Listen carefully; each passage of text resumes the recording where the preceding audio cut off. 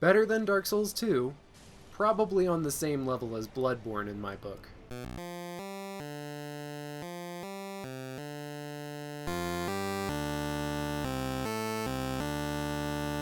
Dark Souls 3 is the newest entry into FromSoftware's brutally punishing game saga.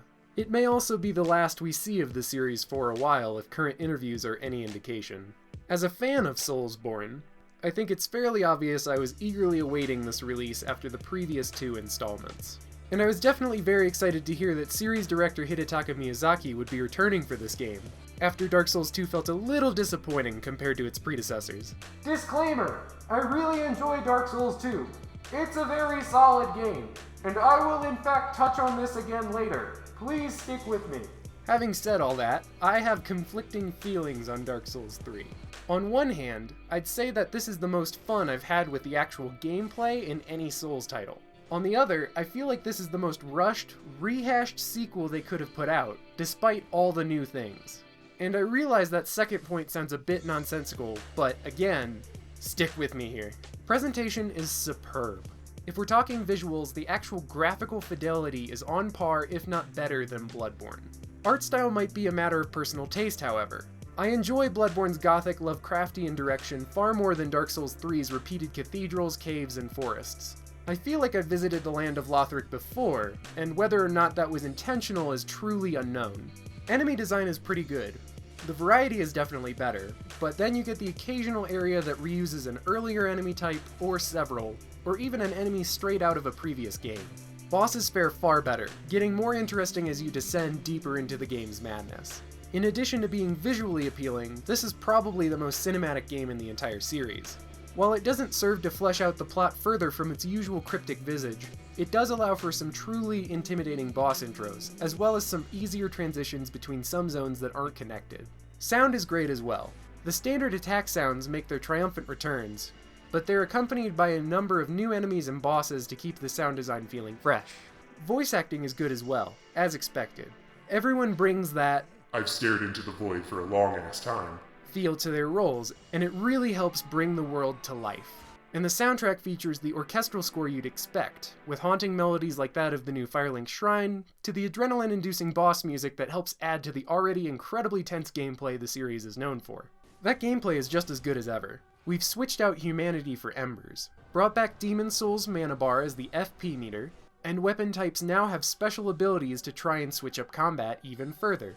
The weapon special moves, as well as spells, use the FP gauge. This is great for casters, as spell counts are gone, but unlike the variety of mana restoring herbs in its predecessor, Dark Souls 3 replaces them with the Ashen Estus Flask. You now have to balance your Estus uses between restoring health and mana, adding another new layer to resource management. It's a nice thought that combat seems to have gotten a lot of tweaks, but it still plays largely the same. The biggest difference to combat is in the enemy design. Not only does a good portion of the game feel like its sibling Bloodborne, it plays like it too. A lot of the new enemy types are a lot faster, they look and behave more like enemies you'd see in Yharnam. And this leads to the game feeling quicker than its elders overall, with reaction time and stat allocation being even more key than ever before. I won't lie and tell you I had an easy time. Playing as a caster is harder than ever.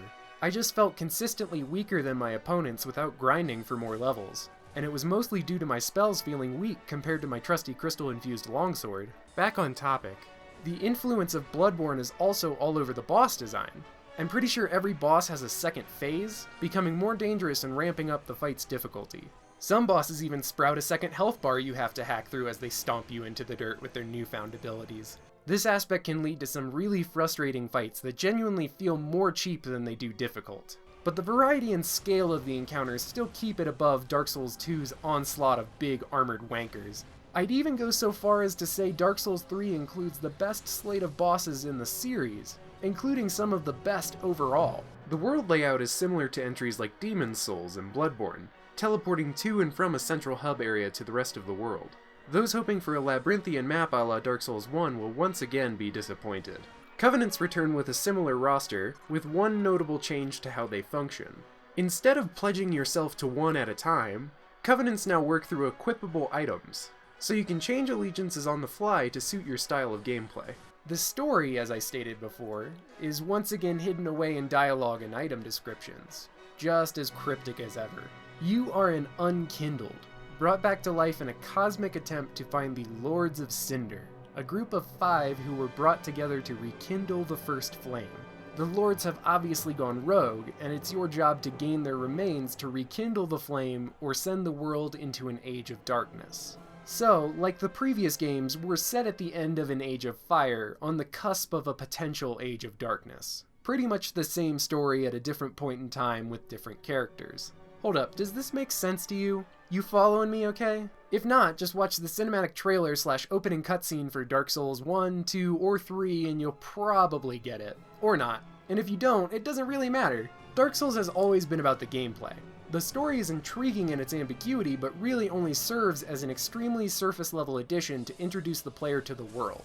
It just so happens that the world of Lothric is heavily tied to that of Lordran, the setting of Dark Souls I. There are numerous enemies, items, environments, and other lore implications that lead you to discover that Lothric may have formerly been Lordran, thus illustrating the endless cycle in the battle of light and dark. If you're looking for more in-depth examinations of the lore, they're definitely out there. Dark Souls is a community-deciphered game. Dark Souls 3 is probably the shortest game in the series, as well as the most fun from a gameplay perspective.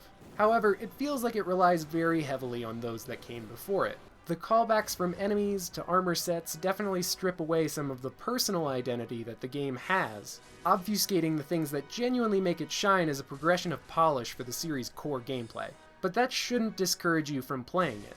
Of the 5 games in the series, I'd rank it dead center in the lineup. The gameplay is just so good that it helps to overlook the clear fatigue that is set in on FromSoft. If I'm being completely honest, I'm not sure Miyazaki directed the entire title. Dark Souls 2, Bloodborne, and Dark Souls 3 have released on a yearly basis since 2014, and the repetition of assets as well as the occasionally subpar level design hint that the same team behind 2 did the bulk of the work for this game. It feels as if Miyazaki appeared halfway into the development, after wrapping up on Bloodborne, to try and steer the ship back on course due to some negative critiques of 2. I could just be speculating, but I'd say play it yourself and tell me how you'd compare it. Regardless, I'll definitely be returning to Lothric for the foreseeable future, especially once the DLC rolls out. And if you are also a fan of Souls, I'd encourage you to as well. If this is indeed the final entry in the series, it's definitely a strong note to end on. And it's also probably the biggest love letter to the fans that I could imagine. I look forward to whatever FromSoftware decides to make next, and hope as always that it remains fun while presenting a truly harrowing challenge.